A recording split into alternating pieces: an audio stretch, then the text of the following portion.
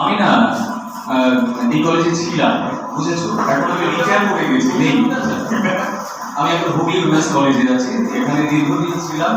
আমার সতীর্থ সহকর্মী, খুব ভালো সম্পর্ক এক সময় আমরা কাটিয়েছি, তখন তোমরা ছিল। যাই হোক, আমি একটা কবিতা বলি। সুনীল গঙ্গোপাধ্যায় তোমাদের বহুল প্রচলিত কবিতা কেউ কথা মনে আছে কিনা জানি না, মাঝখানে কেটে যেতে কেউ কথা 33 বছর কেউ কথা। ছেলেরা এক গোষ্ঠী, তারা আগমনীরা হঠাৎ থামিয়ে বলেছিল, শুক্লা দ্বাদশের দিন অন্তরাটুকু শুনিয়ে যাবে।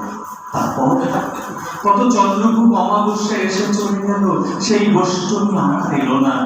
25 বছর প্রতীক্ষায় আছে।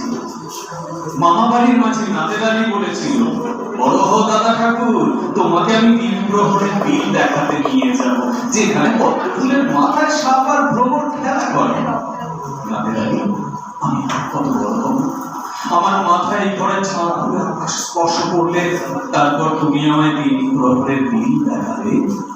একটা রয়্যাল গুলি কিনতে পারি, লাঠি লজেন্স দেখিয়ে দেখিয়ে ঠুসেছে লস্করধারীর ছেলেরা। ভিকিরির মতন চৌধুরীদের গেটে দাঁড়িয়ে দেখেছি, ভিতরে দাস সব অবিরল রঙের ধারার মধ্যে সুবর্ণ কঙ্কন পরা ভরসা রমণীরা আমার দিকে চেয়ে কত রকম আমোদে হেসেছে।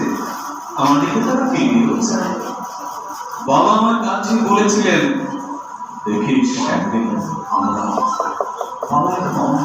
আমাদের দেখা হয়নি কিছুই। সেই রয়্যালগুলি, সেই লাঠি লজেন্স, সেই রাস উৎসব আমায় কেউ ফিরিয়ে দেবে। বুকের মধ্যে সুগন্ধি রোমান রেখে বরুণা বলেছিল, যেদিন আমায় সত্যিকারের ভালোবাসবে সেদিন আমার বুকে এরকম আদরের গন্ধ হবে। ভালোবাসার জন্য আমি হাতের মধ্যে প্রাণ নিয়েছি।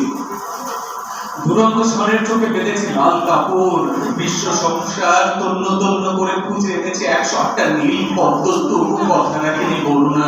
সে যে কোনো নারী তার বুকে শুধু ভাবছে।